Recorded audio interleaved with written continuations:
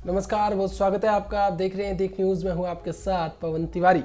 5 राज्यों में विधानसभा चुनाव होने हैं। फरवरी मार्च के महीने में ये चुनाव होंगे। इनकी तारीखों का ऐलान आज इलेक्शन कमीशन ने कर दिया। साथ ही साथ कितने चरण में, कहाँ कितने चरण में चुनाव होंगे, कितने नए वोटर्स हैं, तमाम जानकारियां आपको इस वीडियो के अंदर बताएंगे। साथ ही बताएंगे कि क्या खास बातें चुनाव आयोग की प्रेस कॉन्फ्रेंस के दौरान रही।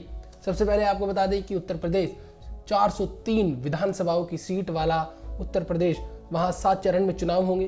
पहली जो चुनाव की तारीख है वो 10 फरवरी, इसके बाद 14 फरवरी, 20 फरवरी, 23 फरवरी, 27 फरवरी, 3 और 7 मार्च को 7 चरण में उत्तर प्रदेश की विधानसभा के चुनाव होंगे। इसके अलावा आपको बता दें कि उत्तराखंड और पंजाब, गोवा में 14 फरवरी को चुनाव होंगे और इसके अलावा मणिपुर में 2 चरणों में चुनाव होंगे। जो पहला चरण होगा वो 27 फरवरी होगा और दूसरा चरण 3 मार्च होगा।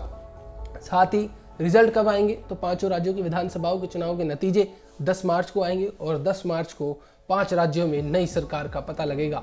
साथ ही आपको बता दें कि अभी सबसे बड़ा जो ऐलान इलेक्शन कमीशन ने अपने प्रेस कॉन्फ्रेंस के दौरान किया, उन्होंने बताया कि 15 जनवरी तक तमाम रैली, जनसभाएं, रोड शो, साइकिल रैली, पैदल शो, भीड़ इकट्ठा करने वाली तमाम ऐसी चीज़ें जो हैं जिनके कारण भीड़ इकट्ठा होती हैं, उन सभी पर रोक रहेगी।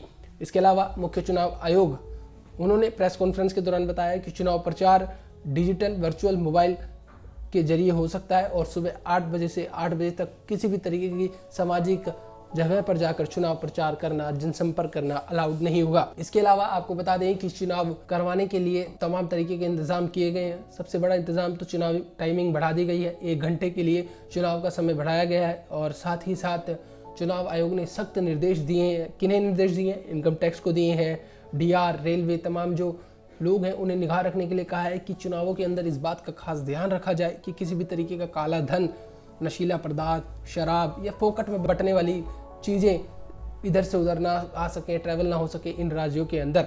साथ ही आपको बता दें कि चुनाव आयोग ने एक ऐप यानी कि एप्लीकेशन भी लॉन्च किया है, सी विगल।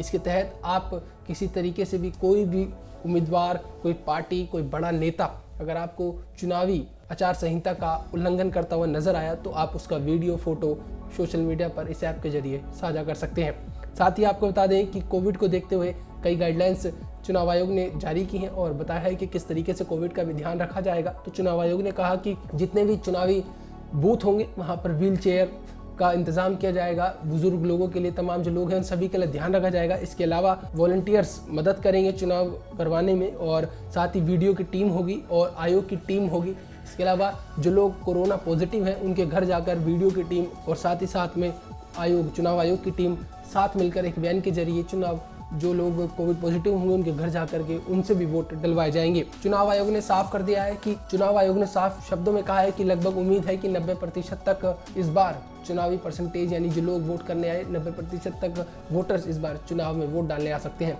इसके अलावा आपराधिक पृष्ठभूमि वाले उम्मीदवारों के अखबार, टीवी, मीडिया, वेब पर सार्वजनिक इंफॉर्मेशन इनकी देनी होगी। और साथ ही आपको बता दें चुनाव आयोग ने कहा है कि जिस दिन चुनाव होंगे उस दिन पूरे दिन वीडियोग्राफी होगी और 1 लाख से ज़्यादा 5 राज्यों के अंदर पोलिंग बूथ बनाए गए हैं।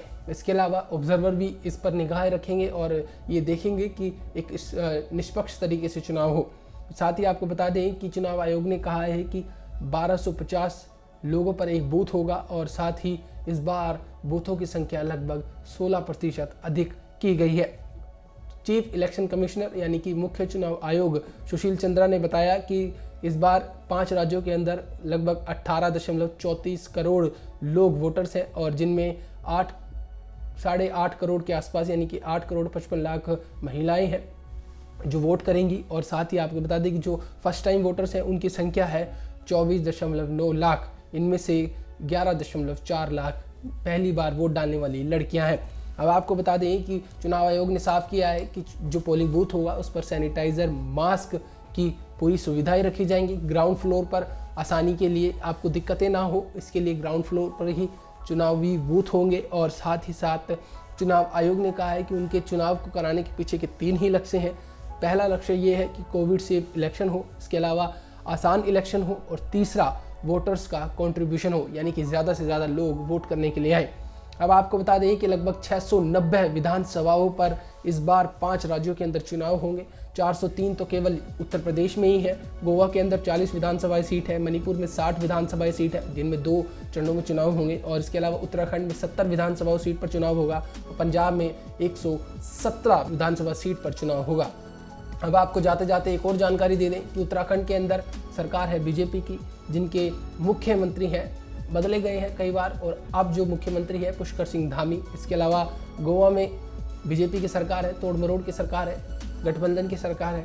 साथ ही मणिपुर में भी बीजेपी की सरकार है, वो भी गठबंधन की सरकार है।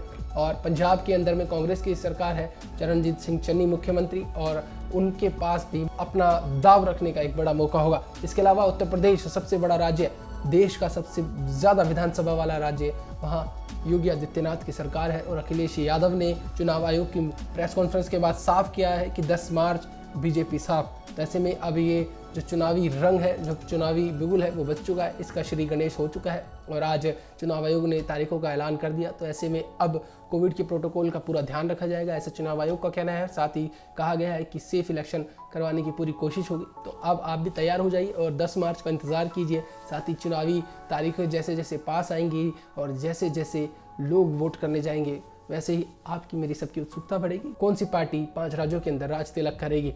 बहरहाल 10 मार्च को इस सारी तस्वीरें साफ हो जाएंगी, लेकिन अभी की बड़ी खबर यही कि चुनाव आयोग ने तारीखों का ऐलान कर दिया है। आप क्या सोचते हैं सबके बारे में कमेंट करके जरूर बताएं। इस वीडियो को जरूर लाइक करें और ऐसी तमाम अपडेट्स पाने के लिए हमारे चैनल को जरूर सब्सक्राइब करें। धन्यवाद।